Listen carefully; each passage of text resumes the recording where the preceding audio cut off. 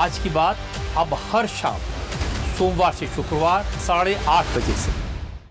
ये तस्वीरें 2021 की हैं। 3 देशों के सिंधी समाज ने मिलकर 200 किलो चांदी की ईंटें राम मंदिर के लिए दान की थी, जिसकी कीमत आज की तारीख में करीब 6 करोड़ रुपए होगी। 200 किलो चांदी के लिए किसने कितना दान किया था, किसने कितनी हिस्सेदारी निभाई थी, इसकी एक एक रसीद विश्व सिंधी सेवा संगम संगठन से जुड़े राजू मनवानी के पास है। लेकिन आज ये भी कह रहे हैं कि वो चांदी कहां है। अगर इनकी दान की गई 200 किलो चांदी का इस्तेमाल राम मंदिर में हुआ है तो उसकी तस्वीर कहां है, उसकी जानकारी कहां है। नॉर्थ इंडिया ज्वेलर्स एसोसिएशन और उसके अध्यक्ष अनुराग रस्तोगी ने भी 34 किलो चांदी दान की थी।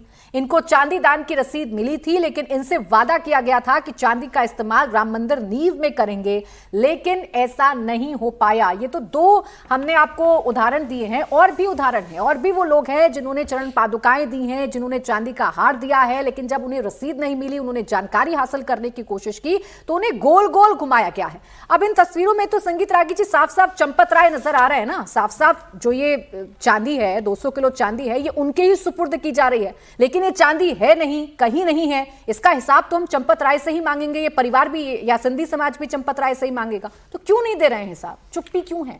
देखिए, मुझे लगता है कि किसी व्यक्ति को केंद्र में रख करके हम हिसाब नहीं मांगना चाहिए। मुझे वो पूरा ट्रस्ट जो इस प्रबंधन में है, वो पूरा ट्रस्ट इसके लिए जिम्मेदार है। और हम सवाल कर रहे हैं, उनसे उत्तर तो हमें पता नहीं है कि वो है भी या नहीं। हम लोगों ने मान लिया है कि वो सारे के चांदी के जो ईंटें हैं, या 200 किलो चांदी दी गई, या वो दिया गया, अन्य चांदी दिया, या जो भी आभूषण दिए गए, वो सब के सब गायब हो गए हैं। ऐसा तो है नहीं। यदि हमें पता नहीं है, एक मिनट, ऐसा रिकॉर्ड दे दें, ऐसा हमें अभी पता नहीं है। ये सारी चीजें हमें लगता है कि 5-6 दिन और वेट करना चाहिए हम लोगों को। आज एसआईटी अंतरिम रिपोर्ट योगी जी को दे देंगे। इसके बाद ये सुनिश्चित करना चाहिए कि क्या इसमें जो लोग थे, ट्रस्ट के लोग थे। अभी तक तो ये बात पता लगी है कि जैसे राष्ट्रीय स्वयंसेवक संघ के अंदर होता है, हम स्वयंसेवकों पर विश्वास के आधार पर चलते हैं कि ऐसा काम नहीं करेंगे। और मुझे लगता है कि वही व्यवस्था का जो प्रबंधन की जो व्यवस्था थी, वो फेल करके हो गया। जब एक इंस्टीट्यूशनल मैकेनिज्म आप तैयार करते हैं जिसमें हर व्यक्ति की उसकी अकाउंटेबिलिटी फिक्स होती है, तब शायद ऐसा नहीं होता। लेकिन जो संघ के अंदर कार्य करने की पद्धति है कि हम विश्वास के आधार पर रहते हैं, हम तो गुप्त रूप से दान भी करते हैं और वो सबकी लिस्टिंग हो जाती है कि किसने कितना पैसा किया। हम मान करके चलते हैं कि वही राशि जो है एक जगह से दूसरी जगह जाएगी। मुझे लगता है कि इसी चीज़ का प्रयोग यहाँ पर किया गया है, जिसके कारण ये सारी चीज़ें हुई है। और इसमें अब तक जो पता लगा है, उसमें ये लगा है कि 40 से ज़्यादा लोग इस धंधे में शामिल थे। क्या ट्रस्ट के जो जिम्मेदार लोग थे, उनकी जानकारी में सब ये सब हुआ, या उनकी बिना जानकारी में ये सब हुआ?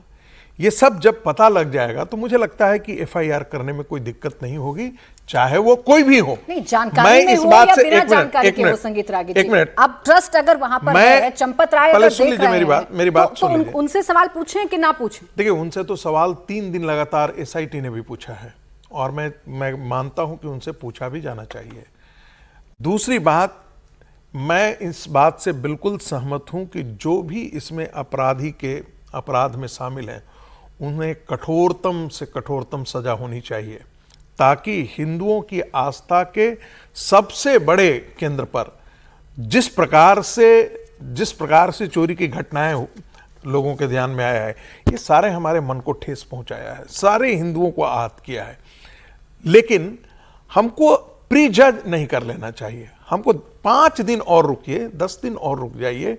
मुझे लगता है कि एसआईटी की रिपोर्ट आ जाती है, उसके बाद कुछ ना कुछ तो पता लगेगा। यह भी पता लग जाएगा कि क्या एसआईटी छुपा रही है, क्या एसआईटी बचा रही है किसी को। क्या जब एसआईटी की रिपोर्ट आएगी तो उसमें यह भी पता लग जाएगा, उसके बाद भी हम डिमांड कर सकते हैं। प्री जज का मसला नहीं है ना यहाँ तो। खुद जब ट्रस्ट की तरफ से कहा गया, एसआईटी की जांच की मांग की गई, एसआईटी गई, यानी कुछ ना कुछ गड़बड़ी तो है।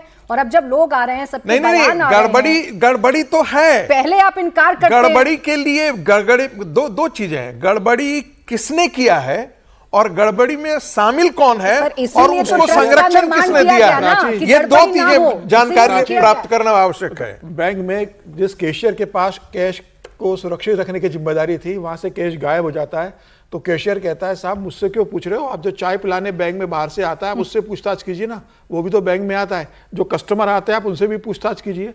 भाई सीधे सीधे महामंत्री की जिम्मेदारी है। वित्त विभाग चंपत राय देख रहे थे, उनके देख रेख में हो रहा था। और जो टिंकू यादव, चिंपू यादव क्या नाम है उसका, जो उनका ड्राइवर रहा बाद में उनका सहयोगी हो गया, इतना प्रभावशाली हो गया कि वीवीआईपी गेट से एंट्री करता है, कहीं भी वो बिना अनुमति के उसको जाने की अनुमति थी। कैश के गिनती के अंदर किन लोगों के रिश्तेदार भरे गए, किन के कहने पर जो आउटसोर्स किया गया, उसमें बैंक वालों से कहा गया कि इन लोगों को कैश गिनने के लिए बिठाना है, किसने कहा कि इन लोगों को वहां पर नियुक्ति की जाए। पूरी मामला जब खुलने की स्थिति आ गई, क्यों एफआईआर दर्ज नहीं कराई गई किसी के खिलाफ, क्यों पूरे मामले को दबाने की कोशिश हुई, क्यों इस्तीफा इस मामले को लेकर नहीं दिया गया। मुझे लग रहा है कि आप संघ की पृष्ठभूमि आने वाले चंपक राय को इतना कुर्सी का और इतना मोह नहीं होना चाहिए कि आप इतना चरित्रवान आपको रहना चाहिए कि अगर आपको लग रहा है कि इस पूरे मामले में ट्रस्ट पे नाम उठ रहा है, आप महामंत्री हो, तो आप कम से कम ये तो कह सकते हो कि जब तक इसकी पूरी जांच नहीं हो जाती, दूध का दूध पानी का नहीं होता, मैं इस्तीफा दे रहा हूं, मैं पूरा पाक साफ हो जाऊंगा, तब मैं इस पद पर लौटूंगा। जो बात आप कह रहे हैं ना समीर जी, आप देखिए अनिल मिश्रा नाम का शख्स, कोई पद नहीं है लेकिन मंदिर के काम में पूरा दखल है। अब अनिल मिश्रा की भी जांच हो रही है, हम टिन्नू यादव की कर रहे हैं, हम अनुकल मिश्रा की कर रहे हैं। जरा इन सबकी पृष्ठभूमि आप देख लीजिएगा तो आपको पता लगेगा कि एक ही विचार परिवार से इन सारी की पृष्ठभूमि एक ही है। ठीक, तो यही कारण है कि उन पे भरोसा किया गया। भरोसा तोड़ने वाले तो इन्हीं लोगों में से हैं। भरोसा किया गया और वो ऐसा काम कर रहे हैं, इतने दिनों से काम कर रहे हैं, तो फिर उन पर सवाल खड़े होंगे ना। जिन्होंने भरोसा किया, उन्होंने भरोसा किस आधार पर किया, किस आधार पर ये अनिल मिश्रा मंदिर के अंदर घूम रहा था जिसके पास कोई पद नहीं है और उसका पूरा दखल था मंदिर के कामकाज में। राजकुमार जी देखिए, ये सीधे सीधे ब्रीच ऑफ ट्रस्ट का मामला है। चढ़ावे में हेरफेर हुआ, गोलमाल हुआ, एक आर्थिक भ्रष्टाचार अपनी जगह है, लेकिन करोड़ों हिंदुओं की आस्था के साथ आपने जो चोरी की है, और नृपेंद्र मिश्रा के शब्द उदाहरण ले लें तो चोरी नहीं, डाका है। और नृपेंद्र मिश्रा कोई सामान्य व्यक्ति नहीं, इस ट्रस्ट के बड़े कर्ता धर्ताओं में से एक है।